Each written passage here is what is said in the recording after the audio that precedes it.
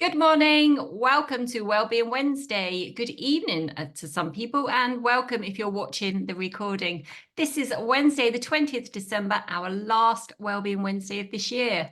Thank you so much to everybody that's joined us so far this year and in all the previous recordings. If you watched us live or found us on YouTube and Rumble, thank you so much. Today, we're going to have a little bit of a catch up and a chatter amongst ourselves. And also, we're going to be discussing infrared lights. And I would like to firstly welcome the beautiful, wonderful June Tranmere. Good morning, June. Who didn't sleep in? It's that time of year, though, isn't it? Really? I mean, I know down in New Zealand, it's bright sunshine and everything. It's all, yes, summer solstice down that way. Beautiful, beautiful. Look at that. But here it's the cozy time. It's the closing the curtains at 3 in the afternoon because it's so dark and opening them at 8 o'clock in the morning, and people going to work in the dark and coming home in the dark, and it's all very much, the quiet times. The streets are quieter. Kids are off school, most of them. Some of them are still going until Fridays, surprisingly.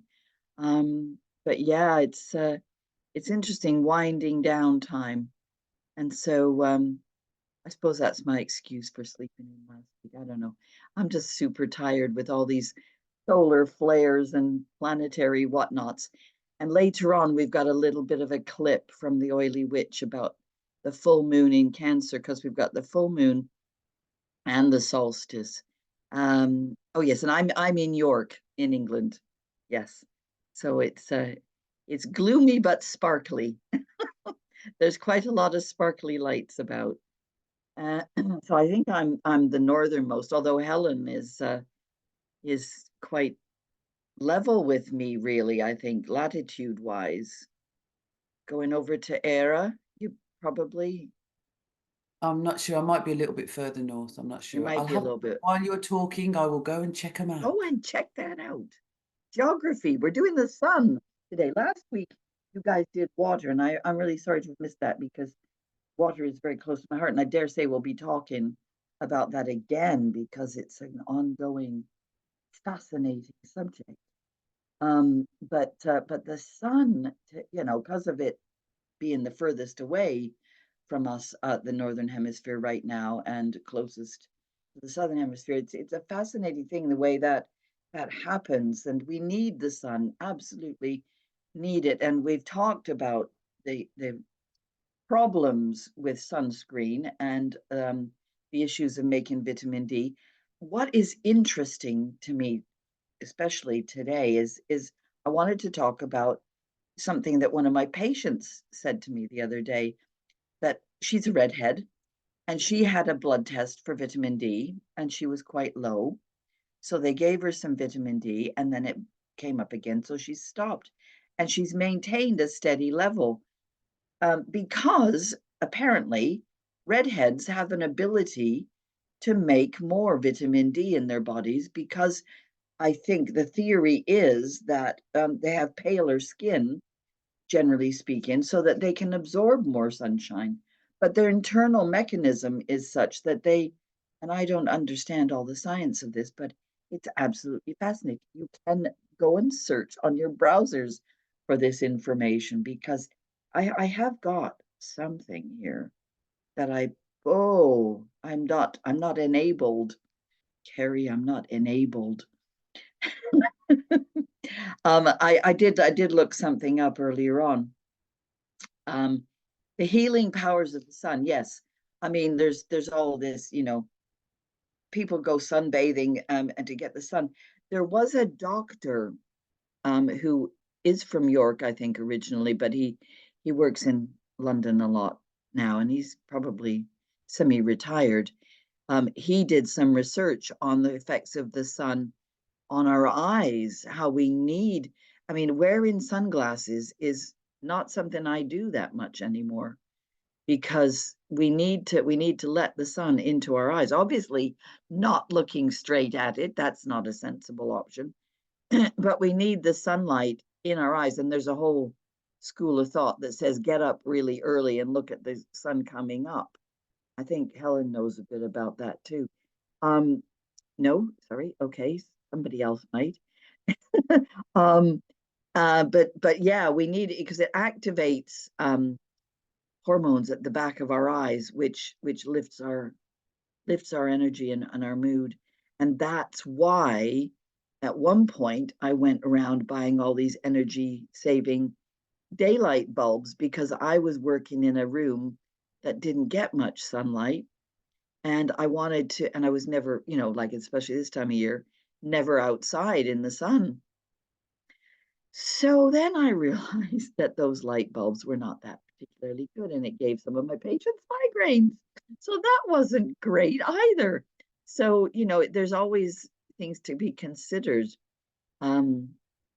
We actually need to get the actual real daylight is the upshot of all that. So I'll just quickly share this little bit of information about red-haired people. There you go, 2 copies of a variant melanocortin-1 receptor gene. They are better at producing vitamin D and have a lower risk of prostate cancer. Who knew? However, redheads are more susceptible to sunburn and skin cancer. So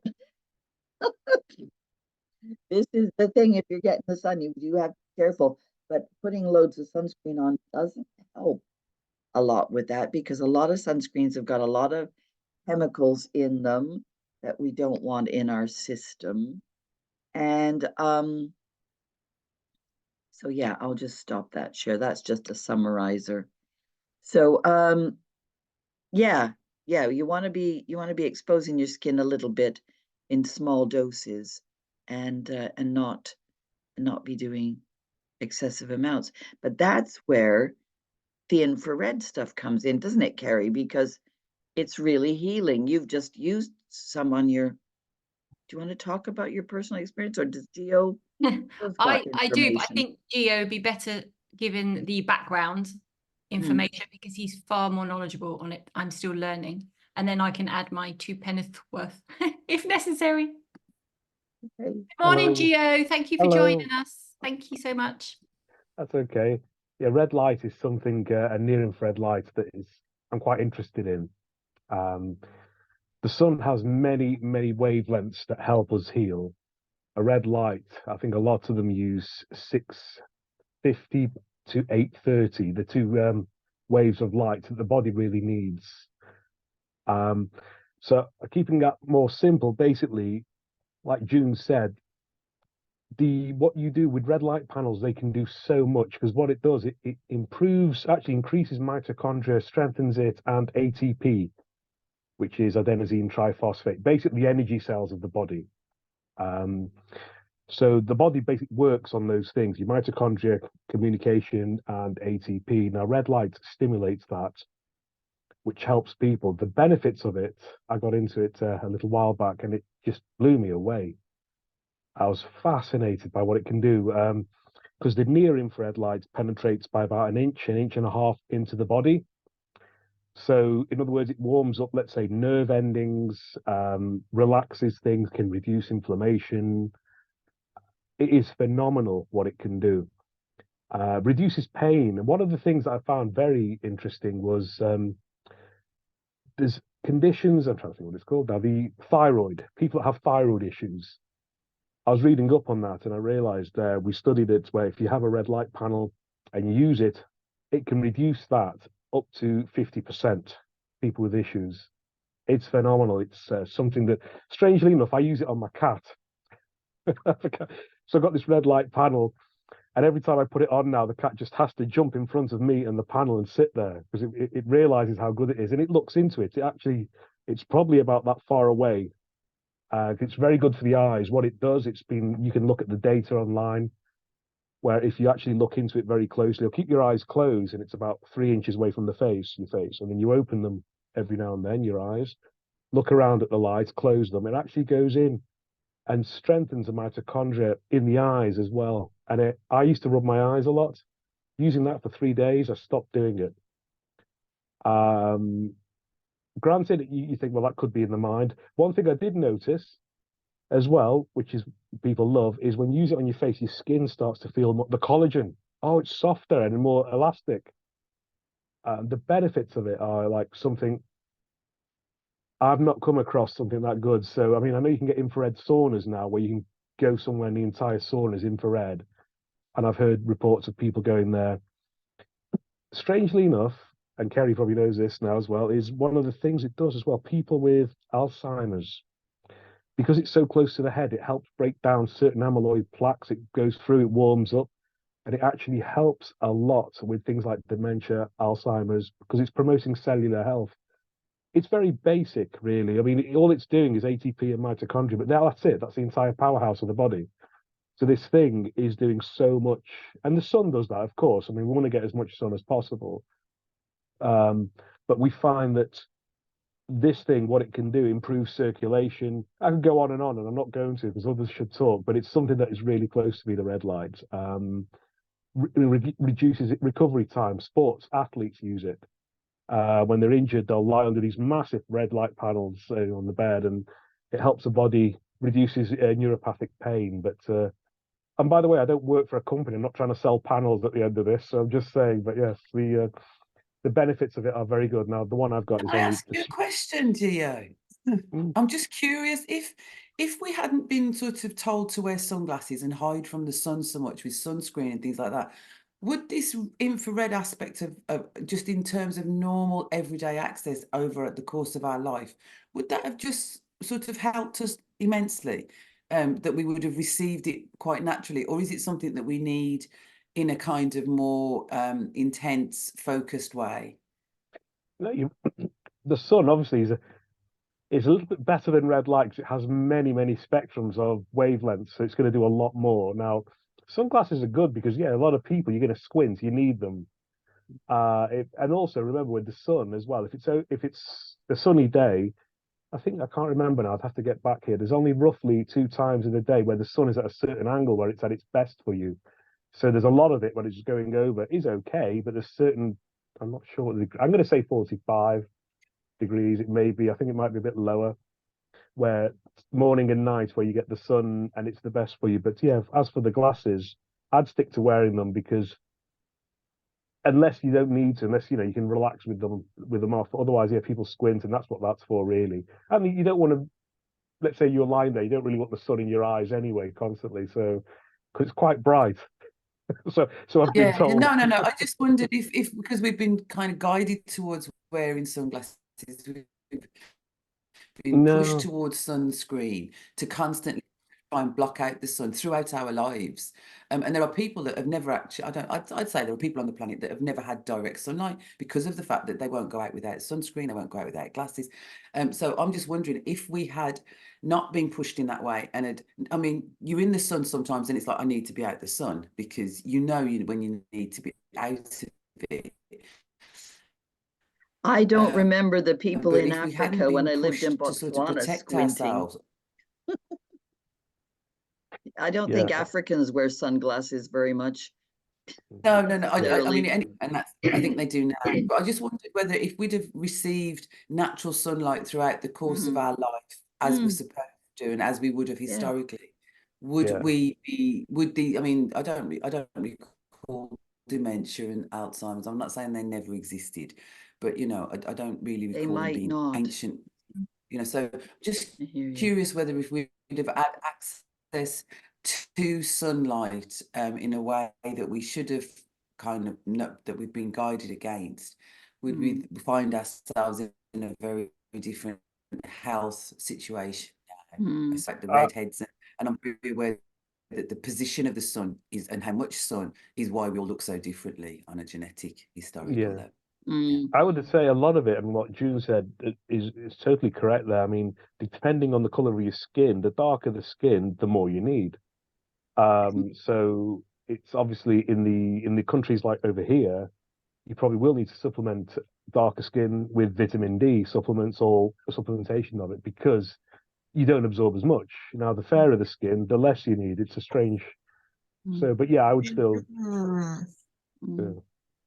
Darker skin could. The Sorry, go on. sunglass thing goes back also. I put a thing in the chat about sunscreen and sunglasses, and by wearing sunglasses you're preventing the message going to your brain to tell you that you're burning.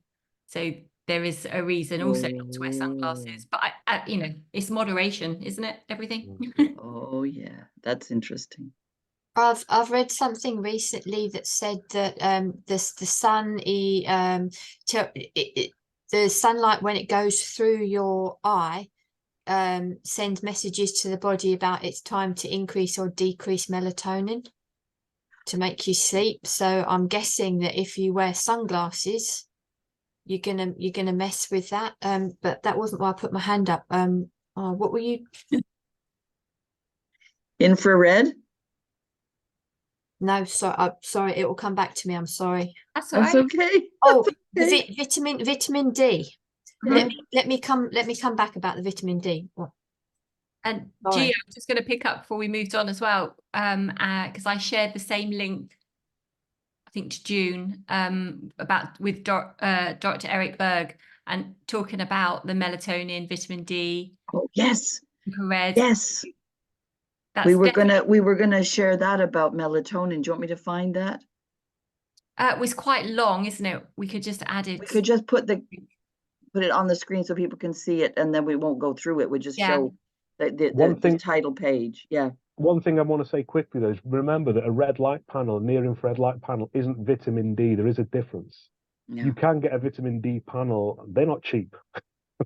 It's silly money. A panel that you got your sad lamp, you got your red light, infrared lights, then you got your vitamin D panel, which I think they're in the £500 or £600 or something for some. Yeah, but so you can get those. They're separate though. So red light won't do that, but it'll do just about everything else. But am I right in thinking it's the red light that increases the melatonin, which is better for the immune system than, not better, but I suppose slightly better than vitamin D. So you're still better having the infrared than in some ways than being in the sun. I don't know. Yeah, and it's very good. As I said, if you have a panel, it's great for your head as well, just to relax your eyes, and a lot of things going on with this COVID stuff as well. Red light, if it's in the body, it's strengthening the body anyway. So I wouldn't be without one after having one. I'd admit that. Wow. So neither would the cat. So there you go. There you go. It's good for the cat. It's good for you. But you know what? It also probably stimulates the meridians. I would add in there too, and that's so yeah. So Robbie's asking the question: how are they made, Gio? Do you know how they're made? Are they magnetic or are they're electric, right? You plug them in. Yeah, the LED. I have a meter to test it to see how much frequency it's giving off, and they're quite safe. Unless you're really sticking your nose against it, you're quite okay. I've got this meter to test how far you can be, and it's like it's a lot safer than a phone. It's just a LED lights coming on that send out 2 frequencies of light.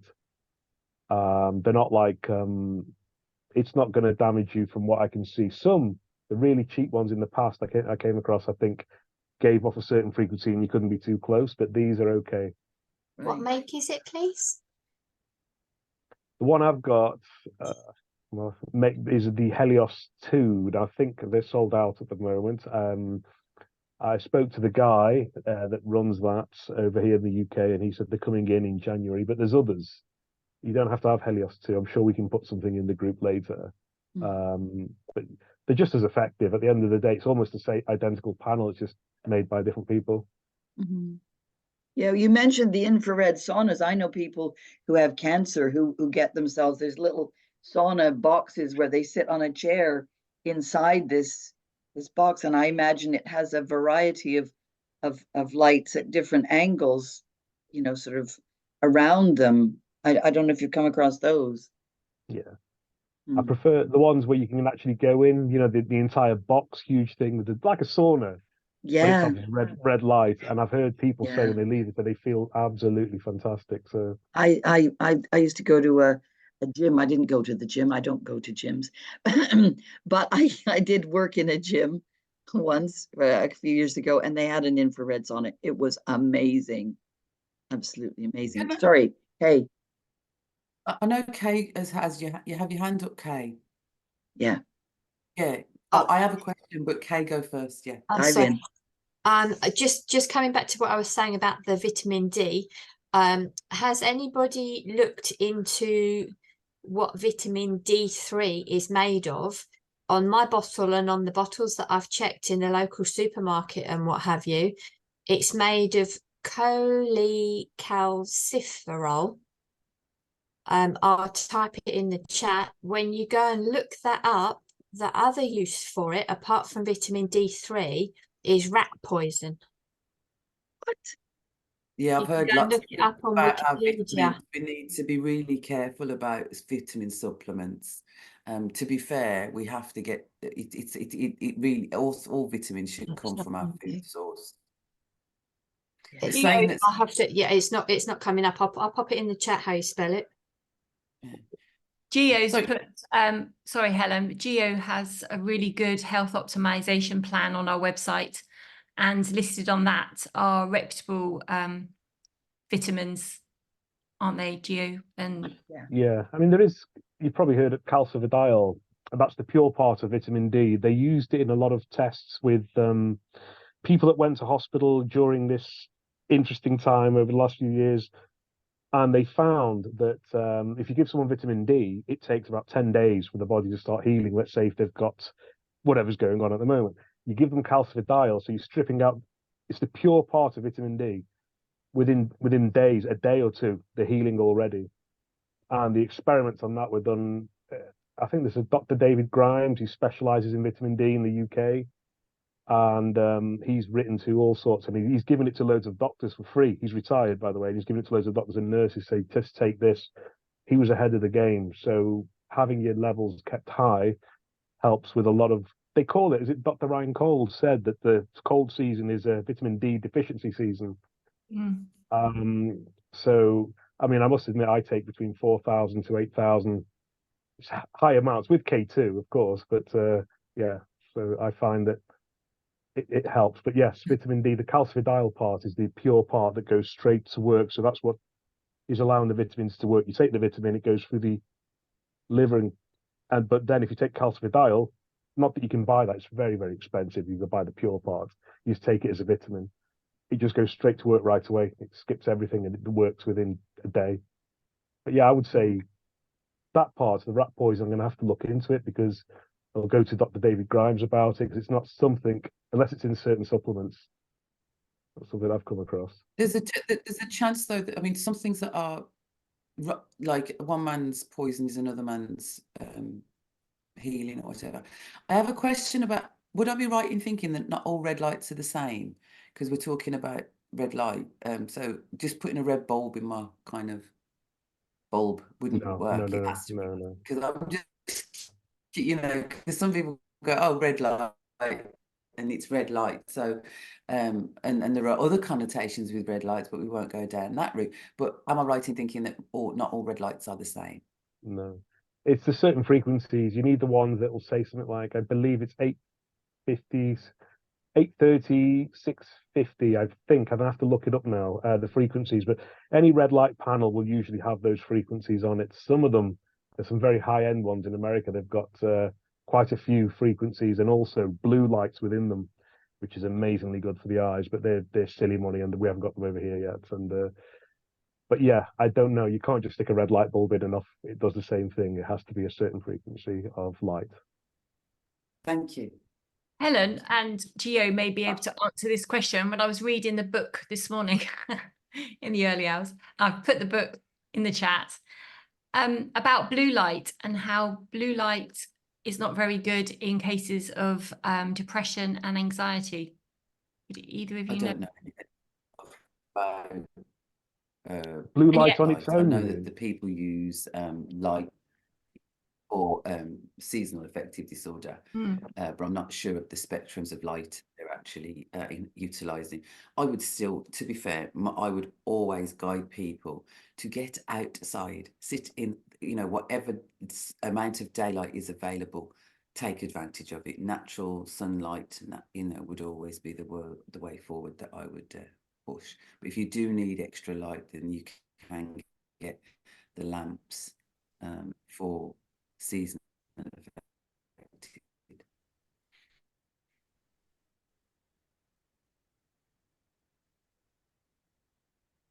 I think Gio knows more about blue lights than I do. Not really, no. I know that you can get them within some of the red light panels. They put a few blue in. I don't know if mixing it with red. I've not heard that, and it could be correct. It could be totally correct, but it's not something I've come across. All I know is that some of the really high-end panels have a few blue light bulbs within, or blue LED lights within the red light panels, because it does so much. And if there's any questions that we haven't answered, guys, sorry. I'm on my mobile phones. It's such a small screen, so I can either type them up at the end or something. So Jennifer has her hand up.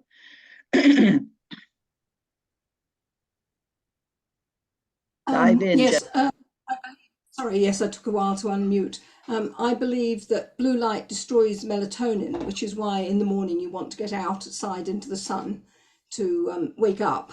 And so if you have blue light in the evening, it actually destroys your melatonin that your body's trying to produce for the evening. And of course, blue light also enhances the other hormones, the cortisol and serotonin and so on, all those downstream neurotransmitters. So that's that cycle through the colours of the sun's frequencies that we can manipulate now with these additional light therapies. I hope I'm right. yeah. That makes sense. That makes sense. But then why would they put them into the SAD lamps? Because people aren't getting enough daylight in the winter. Yeah. They use them in the Nordic countries because they get even less daylight than we do. The sun comes up for 5 minutes and then whoosh. I think it really emphasizes. Your internet's not very good. You're whiffling As again. usual, as usual, as usual. Oh, it's okay now. Now you can go. Better. I know. I think as I'm listening, it so much emphasizes the need, how we need to be outside, and even within winter, and we're so kind of, our world at the moment is not external. It's all in the office, in school, in work, in. And we really need to be out, wrap up well and get out. And I'll stop there. Yeah, I was gonna say something there about the blue. Oh yes, Himalayan salt lamps. They're a good antidote to the blue lights and too much screen time before you go to bed and all that stuff. If you have a Himalayan salt lamp in your bedroom, it can help with the melatonin production because they give off an orange light. And also my son pointed out, but if it's got an LED light in it, that's not, I don't know. Incandescent lights, you see, there's a whole discussion about that, how incandescent lights, when they were first invented, they actually were more natural in some way than the LEDs. The LEDs have got frequency, but then Gio's just said that the infrared thing is made of LED lights. So it is a bit of an interesting kind of journey trying to unravel all this, and I think there's no hard and fast, this is good and this is bad. It's, as usual with most things, everything's got an upside and a downside, a yin and a yang, Robyn? Moderation, isn't it, and listening to your body. I think actually, like when Kerry was on about, wearing sunglasses stops you from realizing that you're burning, whereas if we can actually just really tap into our natural rhythms and natural body, our body, I can feel that I'm burning. The sun is annoying me. I'm better at it, and I think depending on where in the planet you are, that will in fact impact on how long you should be exposed to different things. Mad dogs and Englishmen go out in the noonday sun. It's kind of a very well-known fact. No, you really shouldn't be out in the middle of the day, because that's when the sun's at its highest and its harshest, or maybe that's another thing that we've been conned into, I don't know. But there is a sense of listening to your body and what your body says and what your body needs. I think that's really important. My mum would tell you that you don't put me in the shade, do you, mummy? I like the sun. Nobody puts Kerry in the shade. I love the sun. I absolutely love it. And I don't burn because I go back inside. You've got you got a leather hide there, Kerry. You've toughened it. It's all that working outside, Helen. Yeah. Hey, Anne's got her hand up. Anne's got her hand up.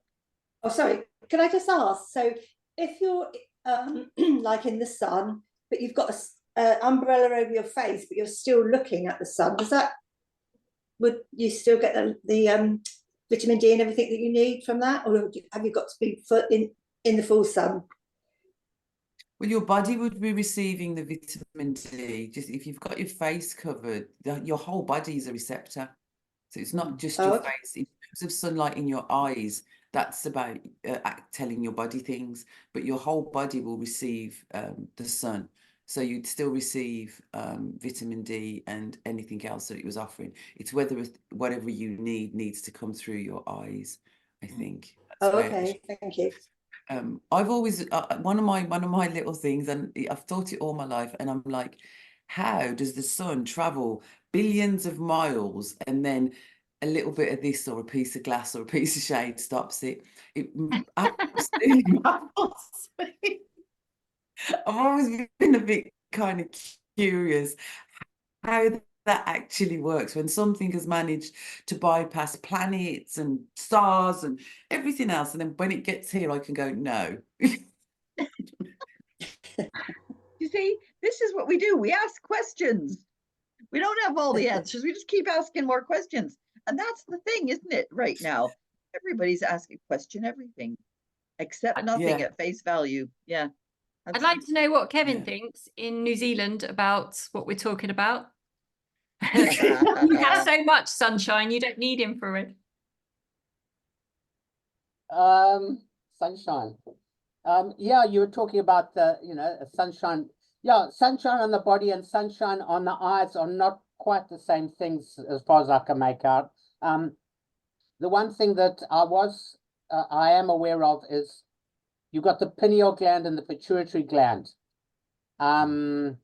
And they are not balanced normally. And if you can get them balanced, that is very spiritual. Often people that are in meditation, if they can get the pineal and pituitary glands balanced, and a lot of that is to do with the serotonin and the melatonin and negative ions and positive ions. And gazing into the sun in the morning is supposed to be really good for that, sun gazing in the morning. But don't do it, and when your eyes start watering, you definitely know you've gone too far. Sunshine, yep, I've got heaps of solar keratinosis and melanomas and stuff from coming from Zimbabwe, which is a tropical climate. I'm starting to have a few problems there, but nothing like going and visiting a farming friend of mine who's got a liquid nitrogen AI flask and just using an earbud to burn those off seems to do well for me. Sunshine, what else do you want to know about what else can I add about sunshine? Yep, maybe I can answer a couple of questions. The appliances that I often use 780 hertz, but they use pulse EMF rather than straight EMF. And there's a lot of research I want to do on this between Christmas and New Year. It's one of the 500 things on my list to do during that period.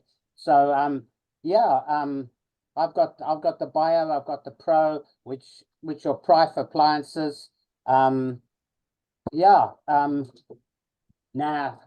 point, demonstrating them. You can find them online, and I think there's somebody else in the room that's also got those terahertz high TerraCare appliances that can maybe talk about it. Okay, I think I've filled in my quota of blah, blah, blah. Thank you, Kevin. It's always great to have your take last week and this week. Pleasure to have you. Has anybody else got any questions or comments on infrared? Gio, would you like to add anything else? I was thinking, yeah, I mean, what June was saying is correct as well with the LED. The red light LED is fine, but in the houses, I mean, when I worked in offices, you get headaches from those lights in the offices. When they changed it from the normal light bulb to these LED things, goodness me, you know, you can tell the difference after a while. And they are going that way, of course. But if you can get your normal light bulbs, I would stick to them as much as possible, just for your own. Relaxes your eyes. The normal soft light bulb relaxes your eyes. The LED ones are very. I notice they feel more uncomfortable. So, but the red lights are LED, but there are frequencies that also relax you. So, I mean, they've got those two frequencies covered. I think some of them do a lot more than two. They do about 4 or 5 frequencies of light. But yeah. It's just relaxing. It's good for the brain, anti-aging, performance recovery. So definitely have one. Now, what June was saying, I think it was in June. Were you saying no, it was June or Helen? You were talking about the Himalayan salt lamp. That I haven't got, and you know what? I want one now because as you were talking, I was looking it up. I was like, oh, that looks really interesting. I've seen them, but I've never gone that way. I've never stepped into it. Now that you've said it, I'm like, oh, okay. Yeah, I have one in my bedroom. I keep it on all night. Mm. It's really lovely. And I know you shouldn't have light in your bedroom, but it's just, I do love it. And I have it in my clinic as well. I've had for years. They're really, really good. You can get little tea light ones, which, you know, you can have a candle in, but then tea lights are made with paraffin wax and you just breathe in them. So you want to get beeswax tea lights because they're better, or soya, maybe, I don't know. See, everything has a question mark over it these days. So yeah, do your own research. Oh, June, just speaking of candles, you were going to send a link for a non-toxic candles, if you don't mind, because I was also going back to Dr. Berg again. He was saying about just what candles can do for you as well, and not only the sunshine, infrared, but candles increase in melatonin, and also campfires, because they all have this feel good factor as well, don't they? Yes. But I absolutely love candles. I've got a Christmas smelling one burning at the moment, but it's highly toxic. So I would like some non-toxic ones.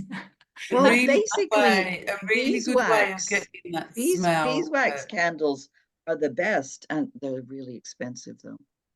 A really good way of getting that Christmas aroma though is to put some cinnamon and some cloves in water and just put it on your stove and or your heat, even your radiators. You could put little jars on your radiators and they would naturally heat up and just give off that aroma, that Christmassy, cinnamony, clovey kind of aroma. And apples and oranges you can put things into and just let them boil and they will give you the aroma.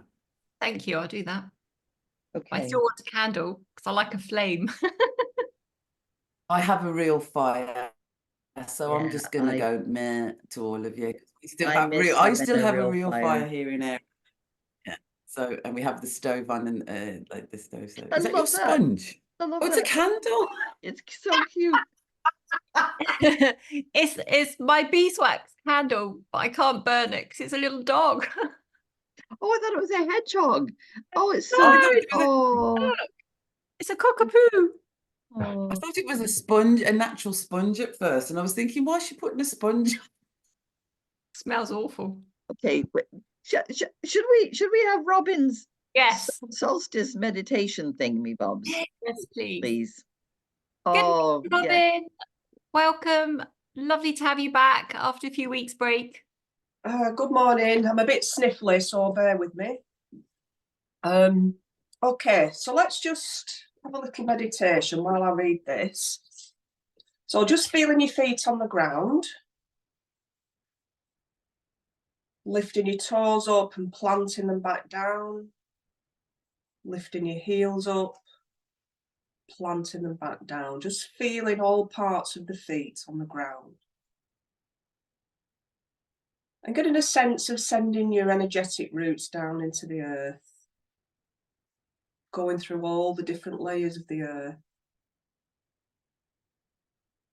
and soaking up the minerals and all that nourishment.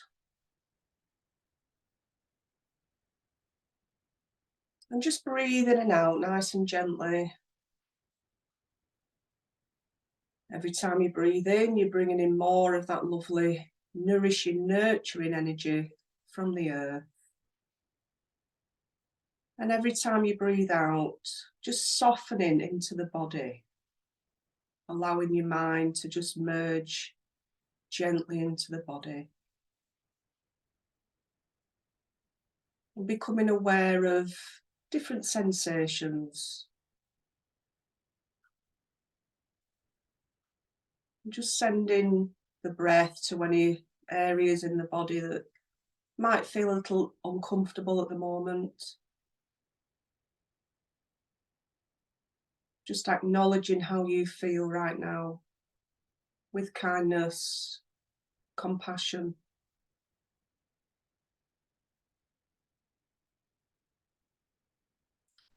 And then from the crown of the head, just got a sense of connecting up to that beautiful sky, the beautiful radiant sun, and just allowing them golden sunbeams to gently cascade down, fully immersing in this light, this healing, soothing, revitalizing light. And just letting it go deep into the bones, the muscles, the ligaments, the organs in the body, the skin. And getting that sense of balance and harmony, the radiant sun, the yang energy, and that lovely cooling, soft yin energy from the earth.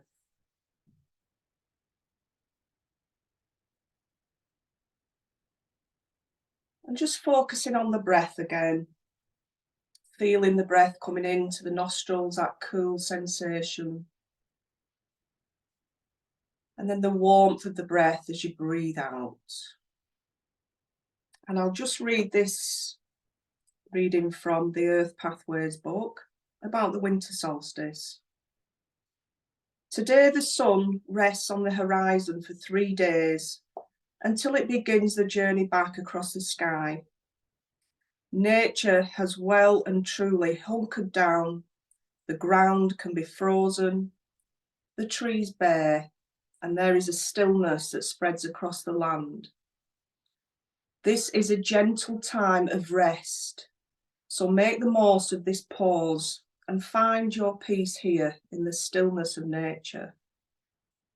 As soon as the days get longer once again, it will be time to focus your energy once more on what you want to bring through into your life. But right now, drop into the darkness of the earth and the wisdom that is held there, creating space for the inner work to unfold its magic. Turn to holly as the trees that defines winter. It's in its full glory right now.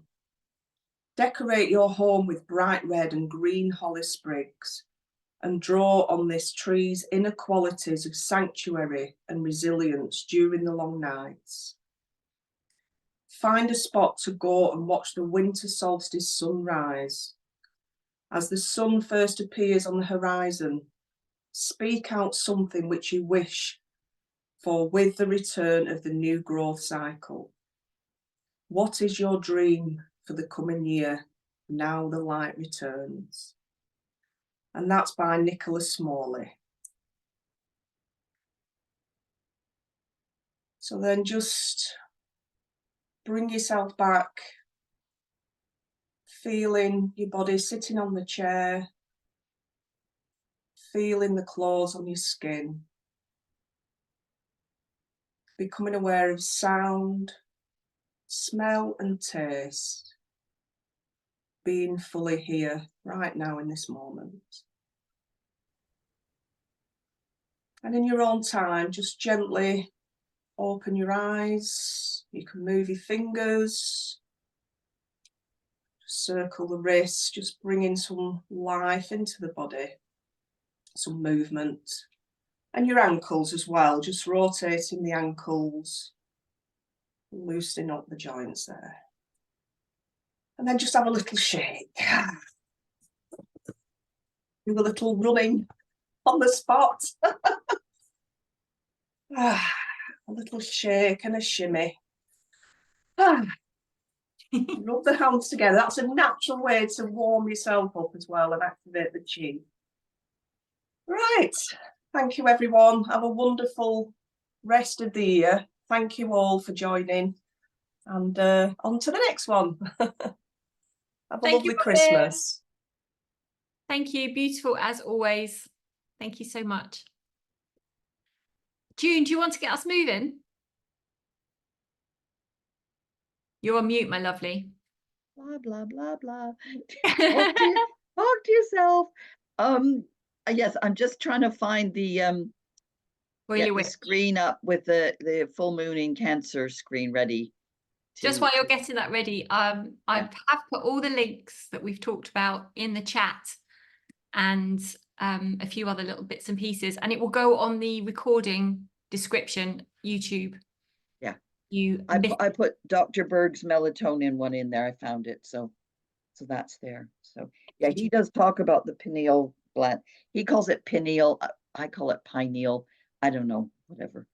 Tomato, blah blah. Yeah, I can't really show my video of the Meridian Brush, which I was thinking to do, because then I'd lose Claire and then I'd get in a kerfuffle. So I'll just stand up. We don't want any kerfuffles. Oh, June, just before you start, just in case not everybody has seen you, can you just explain what you're doing? Yes, I will. It's from Touch for Health. And we do cross crawl to balance the two sides of the body and the two sides of the brain, and many other things. It gets the cerebrospinal fluid flowing. So this is for people whose knees are not necessarily bothering them. People whose knees might be bothering them, just take it easy with this. It will help your circulation, helps the lymph, helps the meridians flow. But there's another thing that is something that we teach in Touch for Health Level 1 is learning about where all the meridians go. And the way I teach that is I teach people just the basics of the three that go together, up and down the arms and up and down the head and up and down the legs. So the trouble with trying to do it, this is why a video is much better.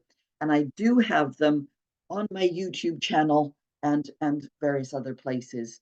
So yeah, if you on my Telegram channel too, I think. But yeah, it's easier to see it on the YouTube one, I think.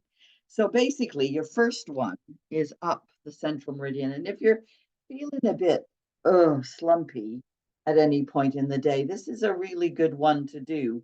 And sometimes it's good to just do it with one hand and then the other one, so that you got to come out away from the body when you've come up your chin, come out away from the body, because if you go down, you're switching yourself off again, and that's not even just doing that, I could feel it. Ooh, yeah, don't go down unless you want to calm yourself down, but then calming yourself down is a better way, is to stroke down the arms. But that's good for hyperactive children as well. Lumpy sweater, there we go. Okay, so after that we go over the face and down the chest and through the torso, and then down to the legs and off the top of the feet. So you can't see my feet, but that doesn't matter. Then you come up the inside of the big toe and up the inside of the legs and up to the chest. So there you've got 3 meridians, well, basically 1 or 2 meridians going down the front, and then 3 coming up, and then 3 going out on your arms, off your hands. Make sure you have your palms up with this one. It's like you're brushing your hands if you've got dirt on them or something. Okay, so been out in the sun gardening. And then back in on the back of the hands, up over the shoulder and to the face.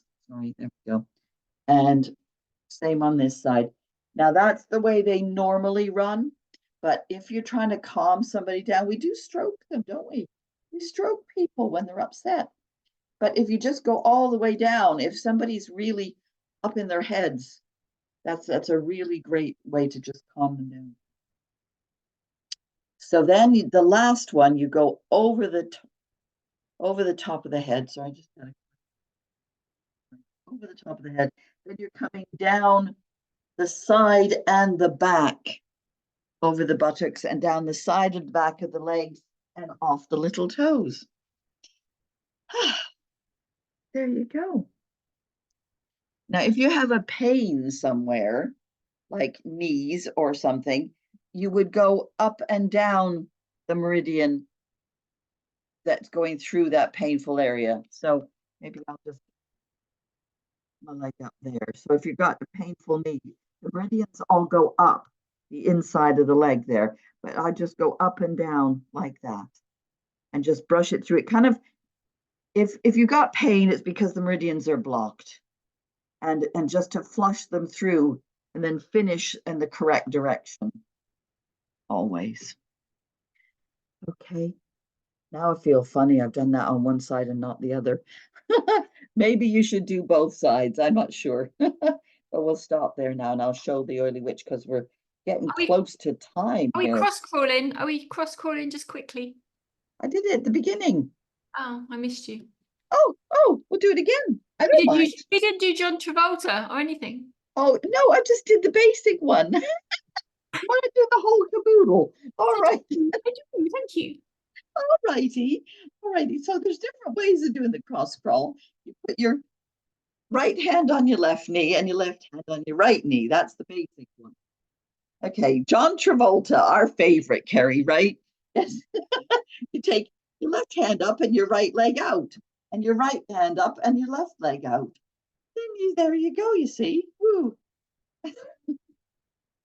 Or there's the cross-country skiing one, like this. Back leg. I've got the right leg back and the left arm forward. That's it. Okay. Now, anybody who might be having difficulty with this, don't worry, because it's possibly a sign that you didn't crawl when you were little. And so you just need to keep concentrating and keep doing it, and it will come right.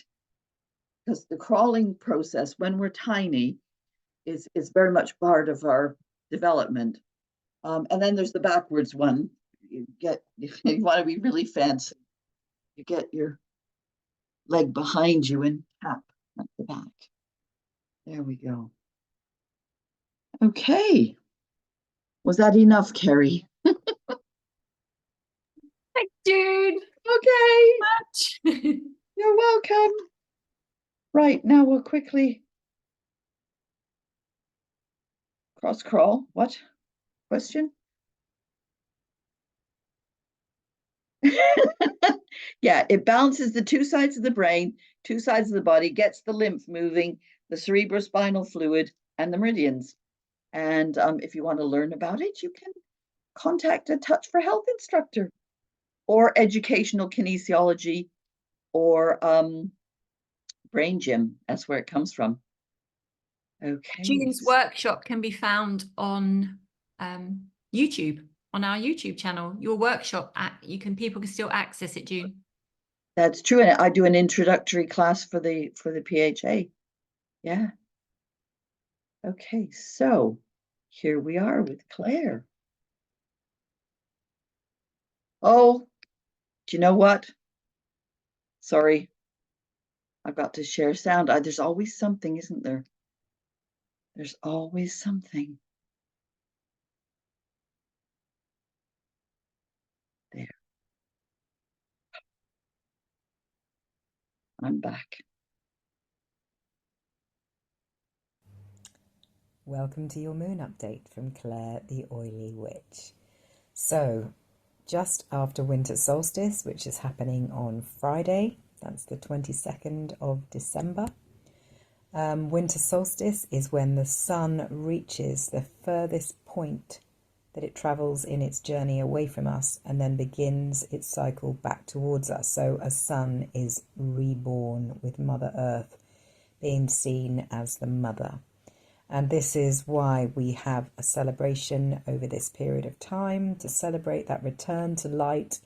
We've been in the shadow parts of our own journeys, looking at how our year has gone, reviewing how we have behaved, what we've achieved, lessons we've learnt, things we need to gain a deeper understanding of. All of that's been going on. And if you've done your shadow journey properly, which most of us have been forced to do, then it's been quite a dark time, quite a difficult time, quite a transitional time. This moon is Elder. Elder is very feminine, protective, and the full moon, which is happening on the 27th of December, is in Cancer.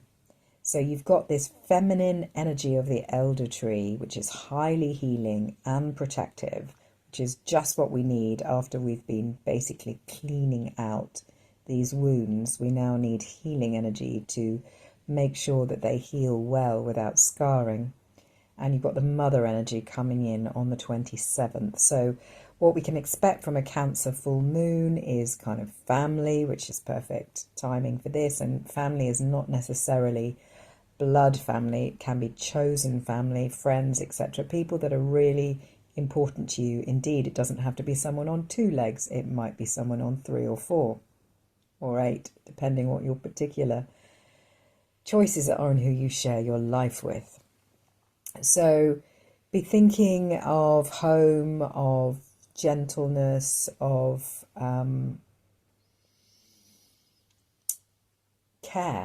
caring, kind of feel held by this moon. Allow yourself to be held, allow yourself to find a way of holding that space for you in a kind of mother energy, because the moon is at home in Cancer. That is its ruling sign.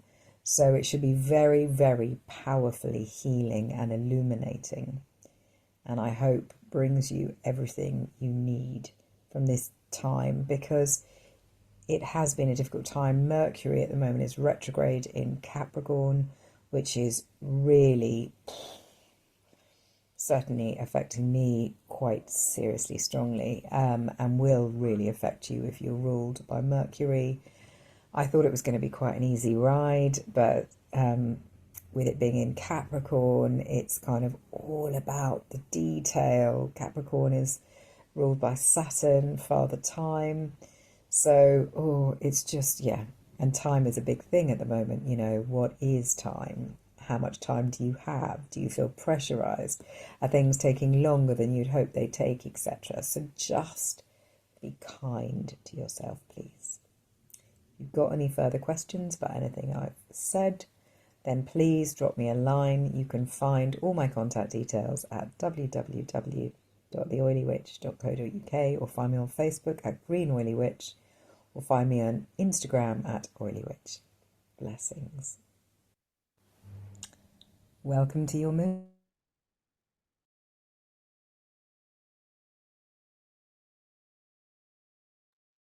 I was waiting for you to talk then, June. That was interesting. Thank you for sharing.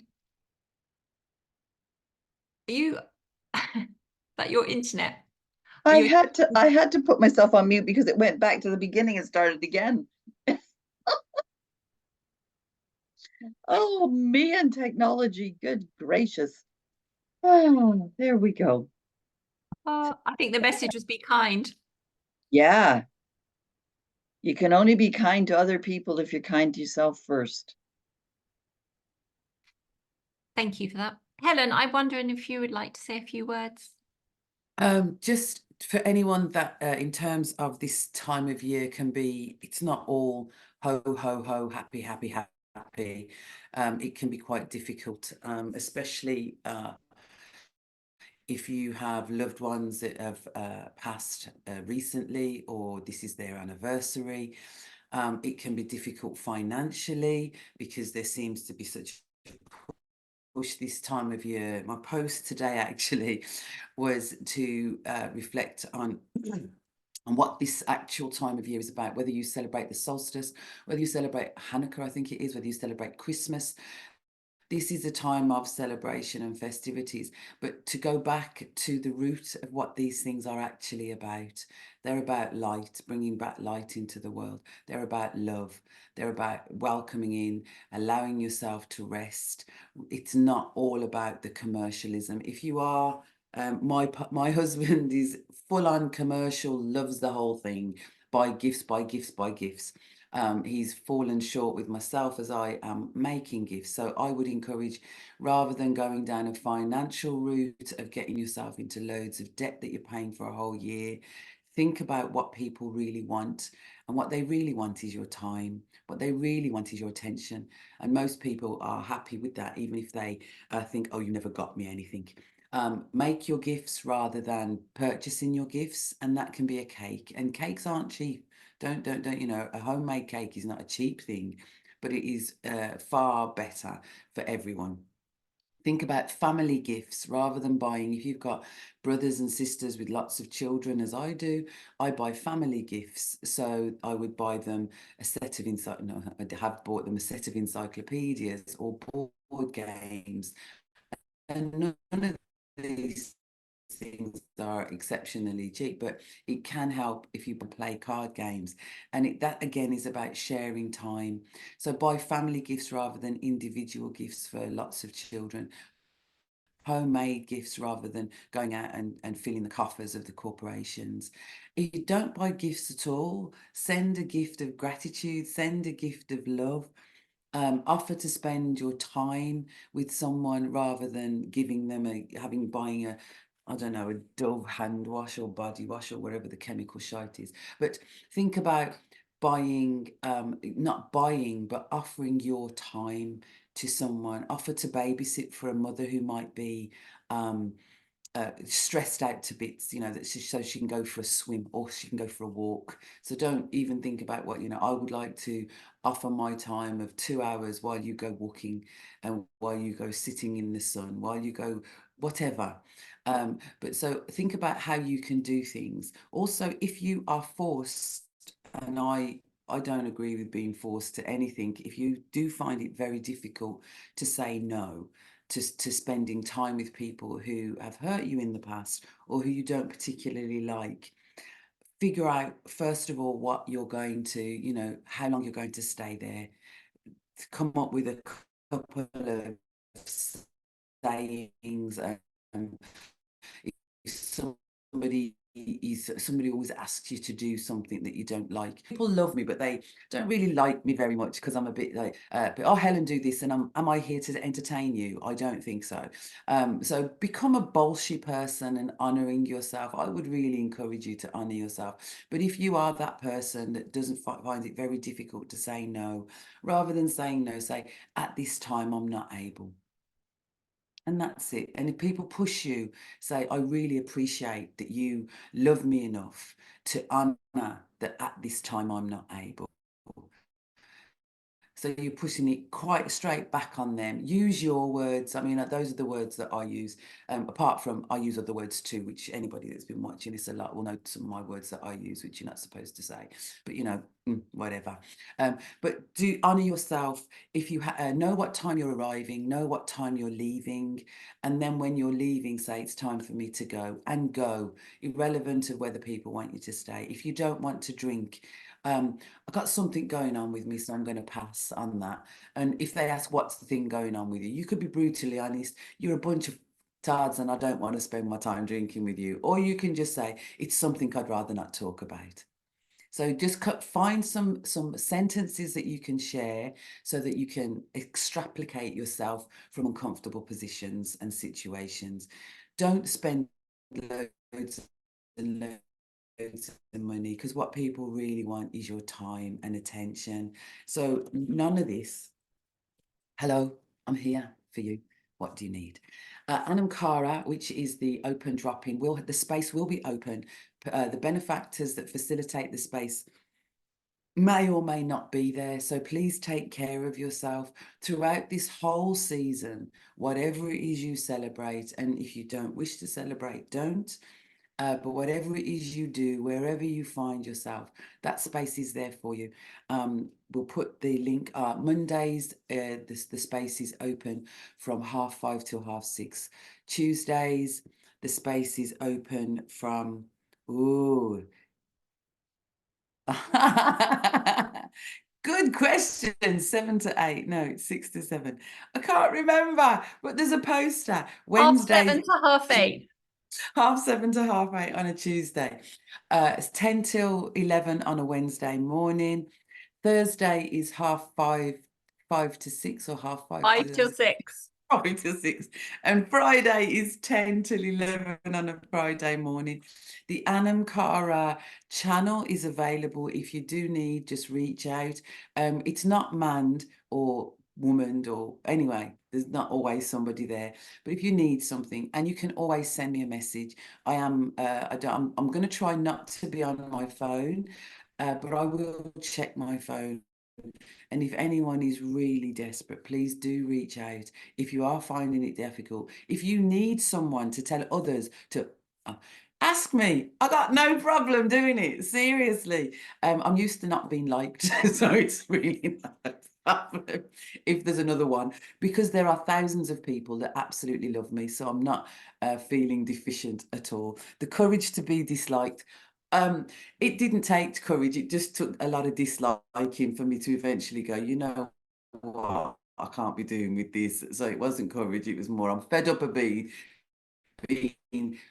guided by those that don't like me. But it is not an easy time for lots of people. Honor yourself. Gift yourself your own time to be with you, to grieve if you need to grieve, to laugh if you need to laugh. If I just absolutely adore who I am right now, because if something makes me laugh, I laugh, inappropriately or not. I'm not here to please anyone. If I want to cry, I cry. So I would really encourage you to do that. You can find me on Telegram, you can find me on Instagram, you can find me wherever you can find me, but know that you are not alone either. There are lots of people right now who aren't enjoying this time. There are lots of people out there. There are cafes that are opening their doors and saying, just come in and have a cuppa. There's no charge. There are places that work on the pay it forward so that you can go and get something without having to worry about it. There are soup kitchens that may feed you, and there are families that take in people as well. So you're not alone, and there are lots of people that are there. It might be difficult, but this too shall pass.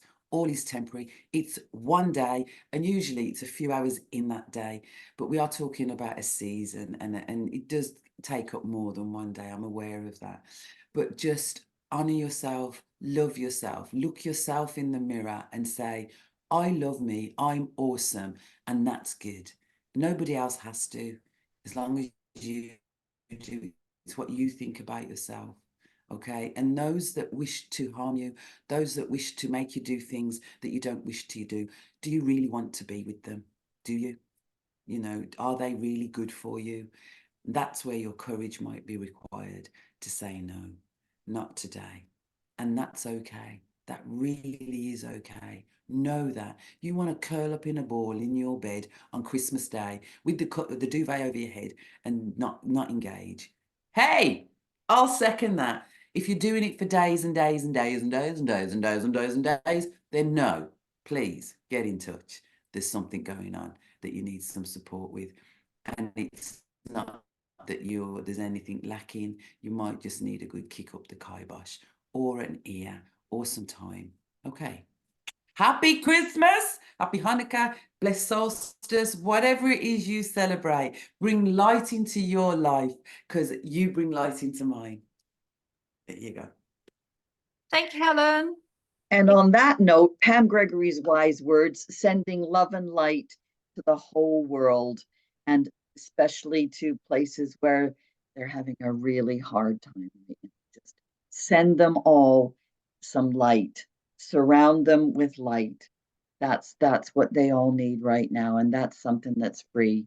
You can do that every single day a little bit. If we all do that, just imagine we could have peace on earth for Christmas. I was thinking this morning actually about a Palestinian baby that many are celebrating right now. And I'd like to draw people's attention to what's happening to Palestinian babies right now. Yeah. Sending them love and light. And That's what we can do. send that love. Send love. Send. Absolutely. Yeah. Thank you, everybody. Thank you so much for joining us today. We do have all our recordings on Rumble and YouTube. The links will be given in the chat and also on our Telegram channels. If you need us, please go and find us, get in touch, give us your feedback, give us some ideas for 2024. And leaves me just to say Merry Christmas, have a peaceful, restful time, and we'll see you in the new year. Thank you so much. On behalf of the People's Health Alliance, happy Wellbeing Wednesday. Goodbye.